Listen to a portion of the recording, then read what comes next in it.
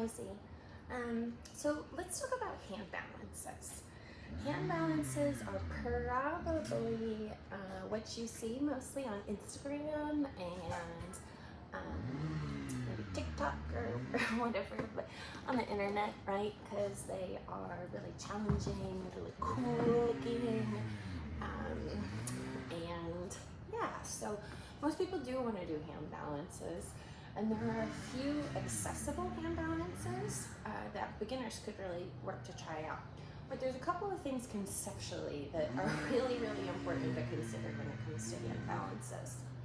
Gosh, of course they're landscaping. Anywho, so first of all, look at my arms compared to my legs. Isn't that funny? My legs are what, 3, maybe 4 times bigger than my arms? Ever wonder why that is? Well, it's because we stand on our feet all day. So our feet and our legs are used to holding up our entire body weight. Our hands and our arms are not used to it. They're substantially smaller.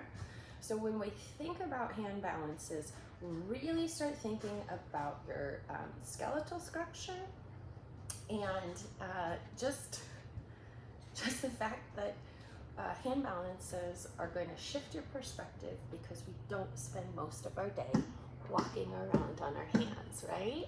So, okay, from that kind of conceptual point of, gosh, look at how weak my arms are compared to my legs because I don't walk around on my arms and my hands, we can start to think about what are the other muscular engagements that we can have in our body to compensate for these little weak arms that we usually mostly have.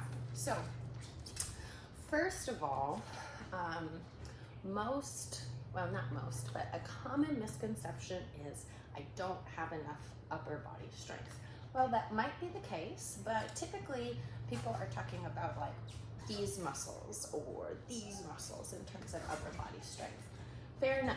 Again, look at how small they are. So what we need to do is recruit a bigger group of muscles to be able to carry the weight to make up for our puny little arms. And the muscles that we really, really need to use in terms of our upper body are muscles in our shoulder girdle. So we got a ton of muscles in our armpits, got muscles coming down our sides, both of our sides. We've got muscles in our back, we've got muscles atop our collarbones, we've got muscles in this ball and socket shoulder joint. So we're gonna leverage all of those muscular engagements. So it's not just comparing my arms to my legs, it's kind of like take your whole torso and then look at this. This is a little bit the size of your legs, right? So that feels a little bit more doable if you bring the engagement of your entire upper body to hold your entire lower body. Okay, the other thing to think about is engaging this area is gonna take time and practice. And so what you can do to help yourself is to make sure your legs aren't dead weight. So what do I mean by that? A really good example, I think, would be,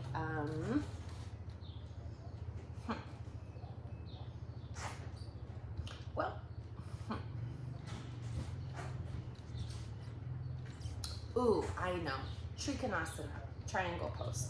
So this is a great example for me personally, because when I first learned triangle, I just hung out in it. Okay, so let me go ahead and find triangle. Hello. Okay, so this is me not using my legs in triangle.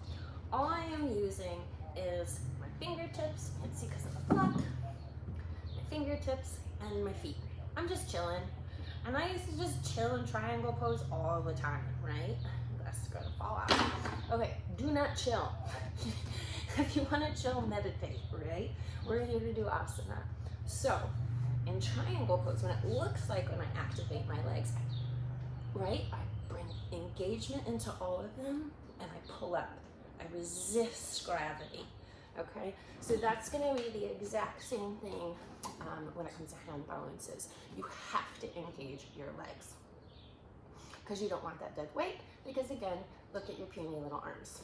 Okay, let's talk about modifications. So If you have hands, fingertips, wrists, elbows, shoulder issues, this is going to absolutely impact your ability to do hand balancing asana. So, in order to really get the same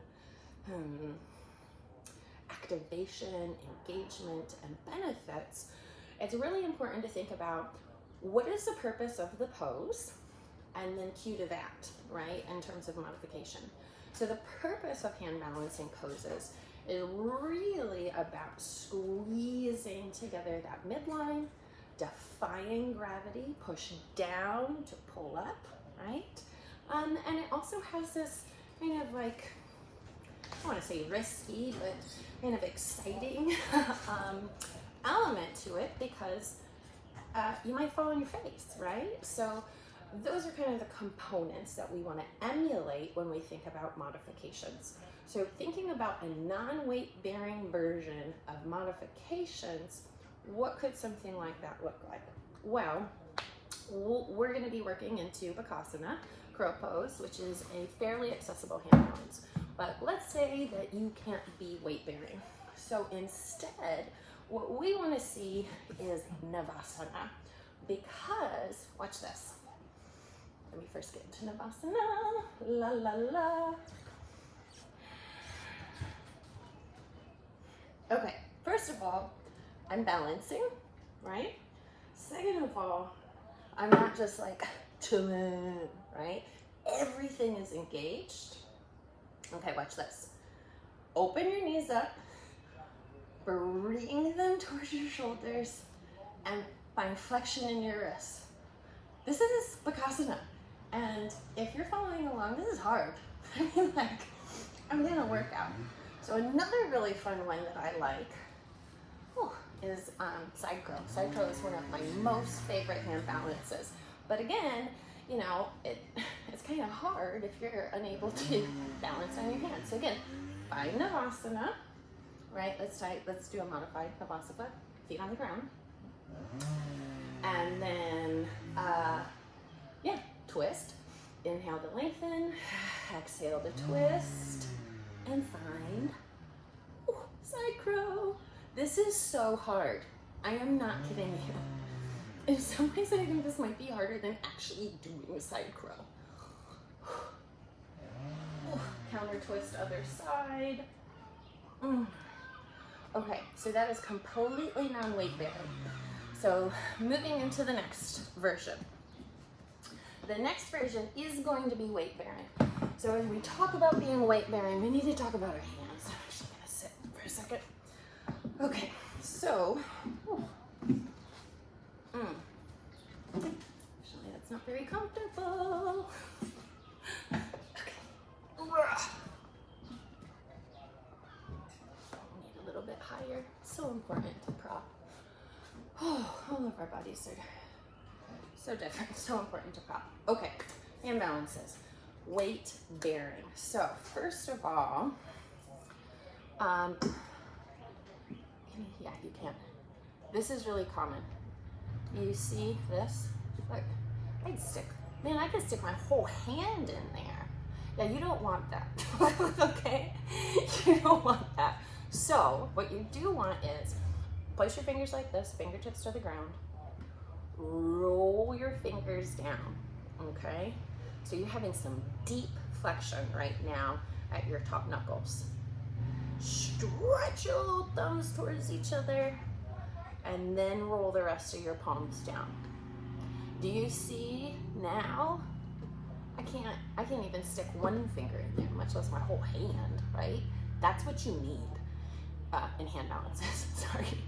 So again, let's do this. Roll your fingertips down, get every single part of your finger pads touching. Stretch your thumbs together, roll down through your palms.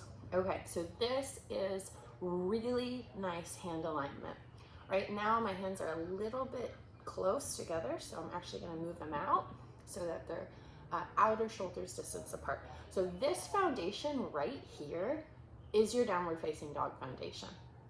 So don't forget, downward facing dog is probably the most accessible hand balance that's out there, right?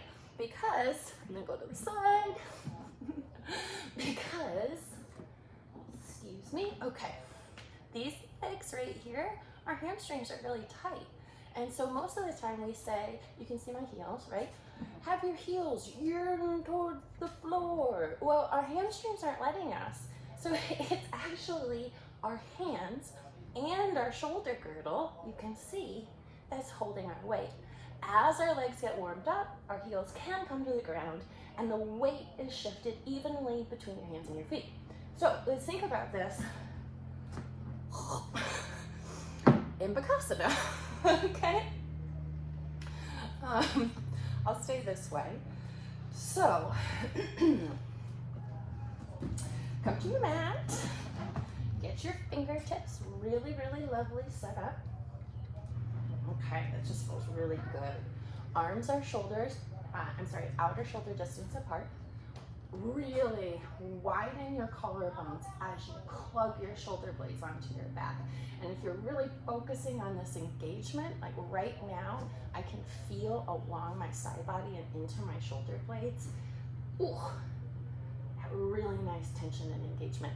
Keep that, okay?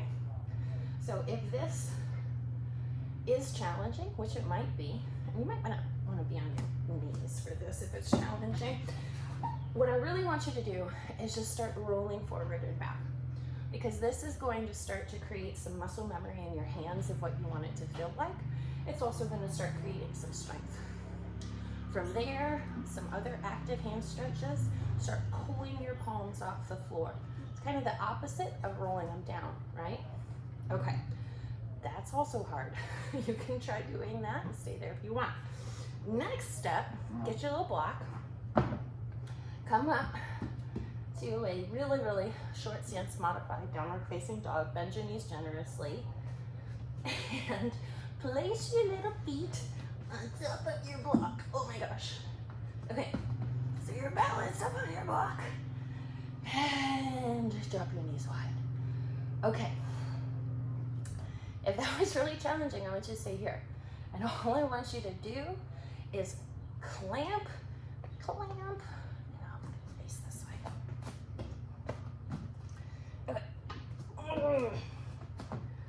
Yeah, okay. All I want you to do is clamp your legs in and lift your tush up and down. Okay, so again, we're activating the component parts of our shoulder girdle. Collarbone is wide, shoulder blades plugged on our back. The inner line and arch of your fingers is pressing into the floor as you puff your back up to lift your hips, okay? Whew, super challenging. Stay there if you need. Okay, and then, if you're feeling pretty good about that, go ahead and remove the block and do the same thing. Clamp your knees and raise your hips up and down. Get used to that feeling in your midline. Even here, try doing a scapular push-up. So slide your shoulder blades apart, bring them together, slide, bring them. So there's a really pretty little puff right there. That's what you want to achieve when you get up into crow. Okay. Whew, I just want to take a little breath before I find Bakasana. All right, hands, outer shoulders distance apart, rooted so firmly and strongly into the ground. Legs, toes are on the ground, knees are in very deep flexion. Both legs are externally rotated. Clamp. And then here is where the risky and the energizing comes in. Step back. So this is really about trusting your body and kind of having that leap of faith. This is where skeletal engagement and different body shapes are going to take form. So what you're really trying to do is become almost like a lever, right? Find enough balance between your big old bowling ball head and your big old booty. And you just find it. And once you find that balance there, just stay. Once you stay, squeeze your legs even harder and do that puff up in the back. I'm really, really engaging that big spine. Okay, I'm gonna find Bakasana one more time.